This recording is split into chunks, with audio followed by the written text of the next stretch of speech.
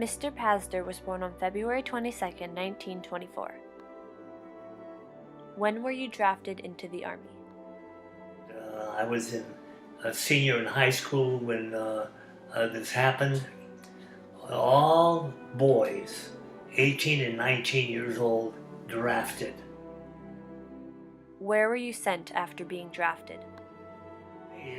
They sent me to Atlanta, Georgia, and I went right into what they call the frying pan. General Eisenhower and General Patton sent us some messages that this is the new outfit, and that and Patton was ordered to organize the toughest, the most brutal band of killers that you can possibly get. They had to run faster than any other paratrooper. They had to live and survive under conditions that no human can live under. Is you sign a contract with the Army that you're not coming. You know you're not going to survive. You know you're being sent on suicidal missions, and you're willing to do it, and you had to sign. So I signed it. What was the training like? And they worked and trained us so hard. They had medics with us at all times, and they had ambulances behind us. I had all kinds of company punishment because I was arrogant. Officers, if they didn't order me properly, I would tell them to go screw themselves. And you know how they made me do it? They came over and they beat the hell out of me. Just beat the hell out of me. And then I went and did it. We were in great shape. Every morning we would get up at 5 a.m., go out for a 6-mile jog one way, and guys would drop out. Those of us that did survive, we ended up becoming a part of the 17th Airborne. Mr. Pazdur served in the Battle of the Bulge. There are people in here, in the basements. And after 2 days of battle, this is what is left of a town.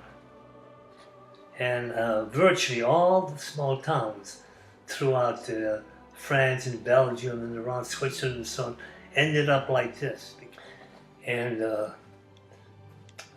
saddest part of my career here was a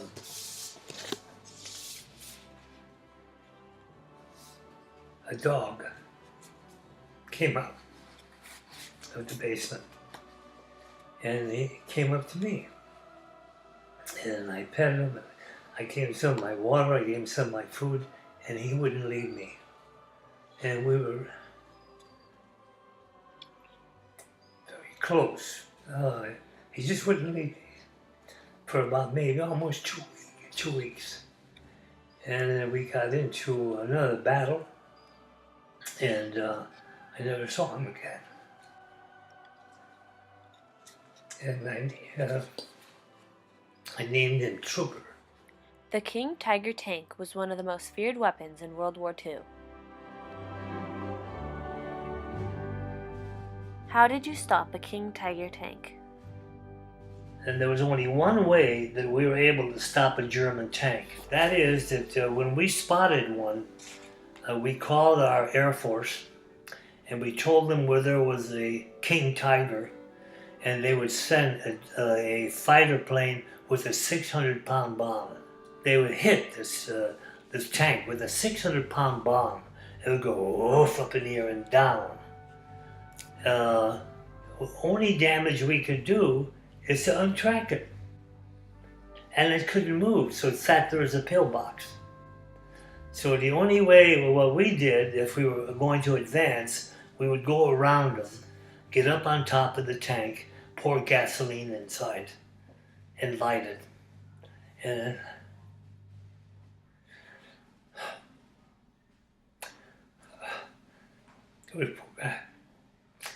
guys, as they got up and tried to get out of this, that's when we killed him. Did you ever experience or witness a miracle?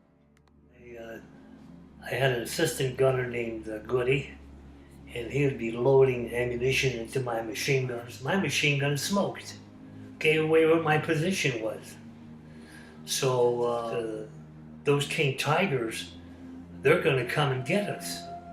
So I'm firing away and firing away. And I'm down in the hole, standing on here. And Goody had to come out and lay on the ground and feed me ammunition. Suddenly, it was like somebody took a big shovel of dirt, rocks, and snow and threw it in my face real hard. And my machine gun went over my head and just disappeared. Woody was next to me, and he had no face. Top of his head was all blown off. He's laying right there, and his blood's pouring all over me. I hear the tiger coming, but I can't see him. Somewhere around over there was this thing coming. I could see the tall trees shaking up at the top, and I knew I got spotted by a king tiger. And so I did what I was left for me to do. I shot at the king tiger, and my bullets were just glancing off it, clink gang, and I knew I wasn't gonna hurt it. So I slid down as low as I can in this L-shaped foxhole. He came up and put one track right over my head. And mind you, at this point, I'm still not very religious, and I questioned the existence of God. Even when I was parachuting, I would question it really.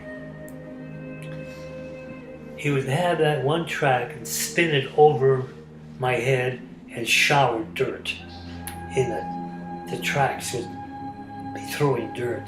The dirt was pouring down. It was coming over my legs. It was coming up over here. And I said, damn it, I didn't want to die this way.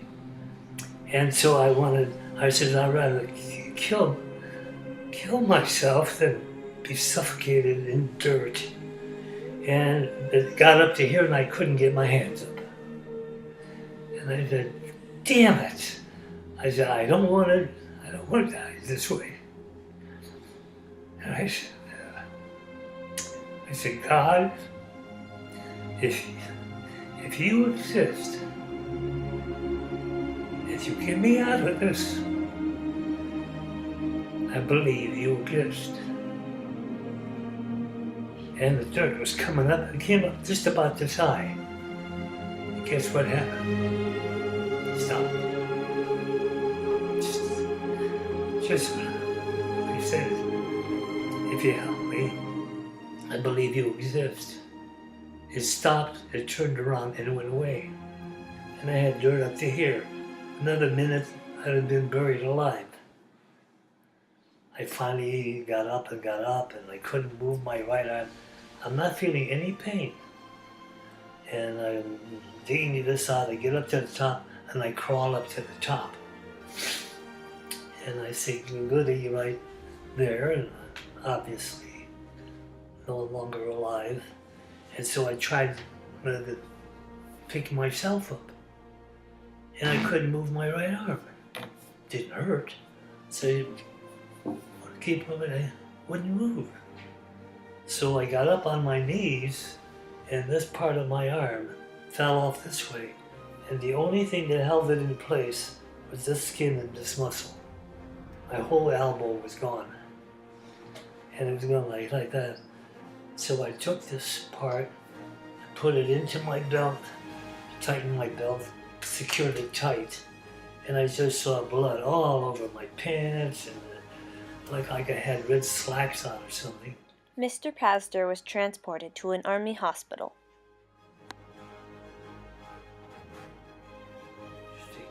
great big open valley full of snow, and right here in the middle of it is a great big red barn with a red cross on it.